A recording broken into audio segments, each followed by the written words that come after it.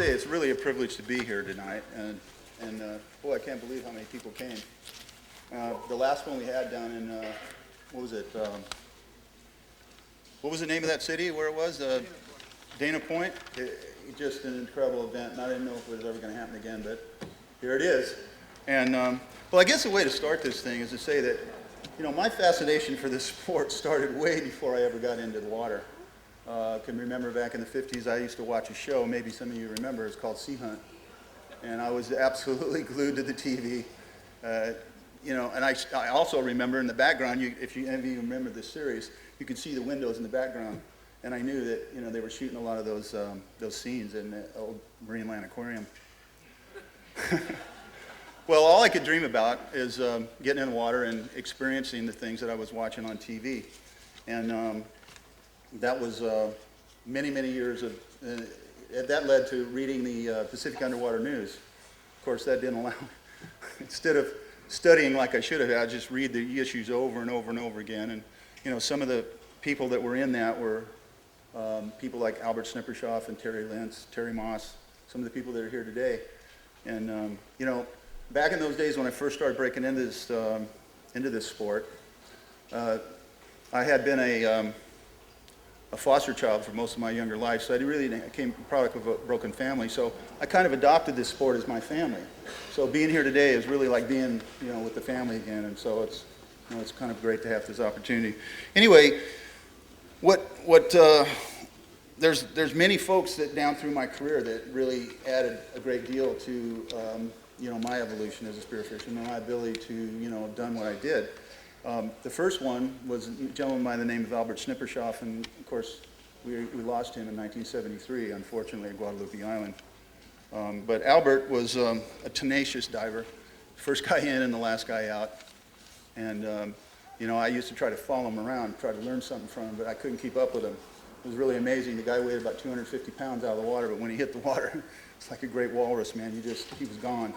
One of the strongest swimmers there ever was. But back in them days, there was a few guys that had boats, and Albert was one of them.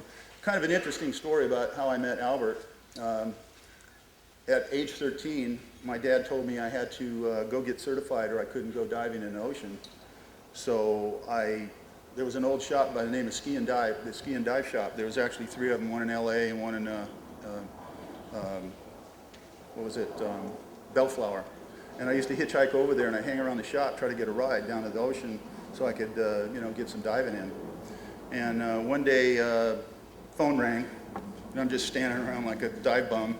And a guy by the name of Dave Pyatt, who was the manager of the shop at that time, he answered the phone. And Albert was one of the guys that was a part of the Squid Diddlers back in them days. Some of you guys may remember the club.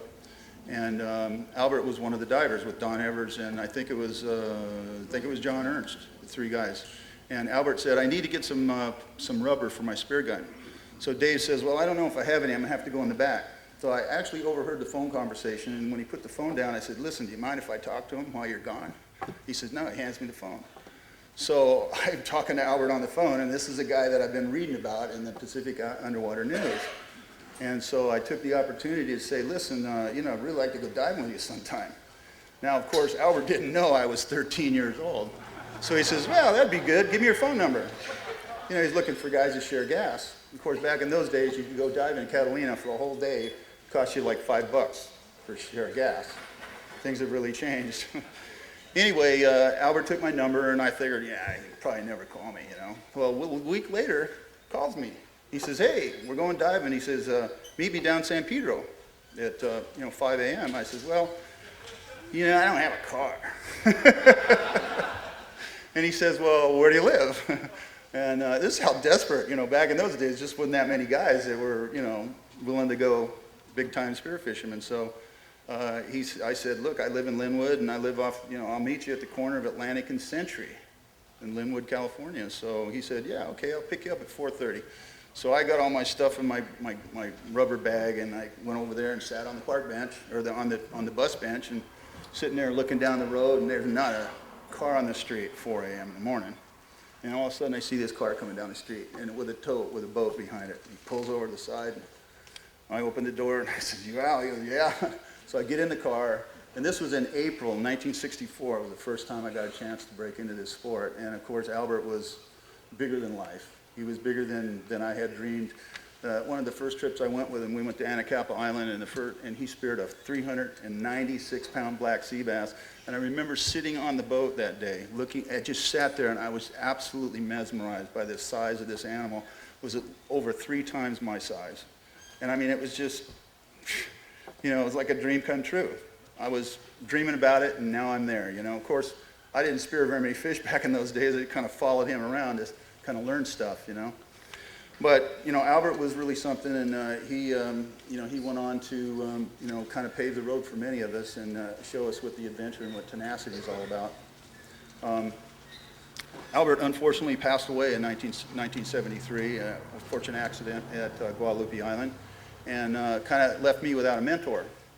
So it was, you know, I kind of just floated around for a few years, and then in the early 80s, a gentleman by the name of Terry Moss, who happens to be here today, you know, set a record with a bluefin tuna at Guadalupe Island, same place where Albert unfortunately met, you know, his demise.